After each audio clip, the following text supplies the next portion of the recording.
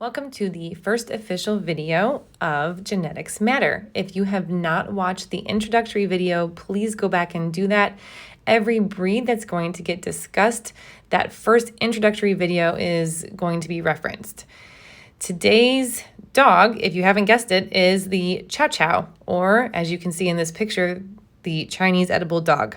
They are no longer called that, and in fact, in China, you are banned from eating chows or using their coat for clothing, their fur. So that's no longer a thing, but it used to be, and as far as history is concerned, that's kind of interesting. Okay, so what we know about the indigenous dogs of China and the ancient breeds from East Asia they have been identified as the most basal lineages relating to gray wolves. This means Chow Chows have remained close to their wolf heritage in a way that European dogs who have gone intense artificial selection have not. When living with Chow Chows, then, we need to understand that we are indeed living with a dog that has retained much of its wolfiness. Remembering our 5 motivations from the first video, that means our chows have a strong, natural, and healthy desire to roam, track, chase, kill, and protect territory. With that being said, they would not be dogs had they not gone through some sort of artificial selection from mankind.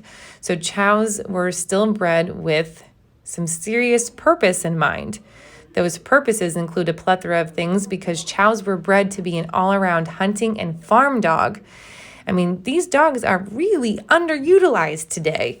They were extremely prized for their strength, speed, pointing, and scenting prowess. Chow Chows were known to fearlessly take on large predators if they were coming too close to a hunting party, so too close to their people, their hunters. They were used to pull sleds, herd and guard cattle, point and flush game, and to guard temples. And fun fact, the blue chows remained quite a mystery for a long time because they were used exclusively by Buddhist monks to guard their temples. So blue chows have been revered for a long time, and that's kind of fun because I have a blue chow. What does all this mean for us today living with our modern Chow Chows?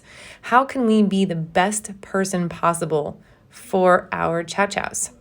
Well, first and foremost, we need to acknowledge that all of those attributes mean that chows are strong and powerful. Being a responsible dog owner means that we need to be accountable for putting that power where it is appropriate and not letting it run amok. We need to walk our chows daily. I recommend 30 minutes. Allow them to sniff on walks, but you may decide to join a nose work class. I recommend a nose work or a tracking class. Play flirt pole with them. I have a playlist on this channel about flirt poles if you don't know what that is or how to use one. Give them Kongs to work on. I stuff my Kongs with canned food and I freeze it, so it takes a little longer for them to work out. Get into weight pulling. They were bred to pull sleds and carts, so weight pulling would be an appropriate sport for them. Teaching them herding. I know that won't be popular with herder trainers, but if you don't have a trainer who will let you participate or you don't have sheep, then I strongly encourage the sport of tri-ball. I do it with my own chow, and she absolutely loves it. Get into barn hunt. To this day, chows are used to clear fields of vermin and rodents, much like Jack Russells are, or Parson Russells, or the Russells, whatever you call them, in other countries. So these are very high prey-driven dogs who truly have a desire to hunt. Allowing this dog to just sit in your house or on your couch is really not fair to this animal. We've got to work them. Chows by nature want to defend themselves and their families. Because of this, early, consistent, and proper socialization is a must. They need strong leadership.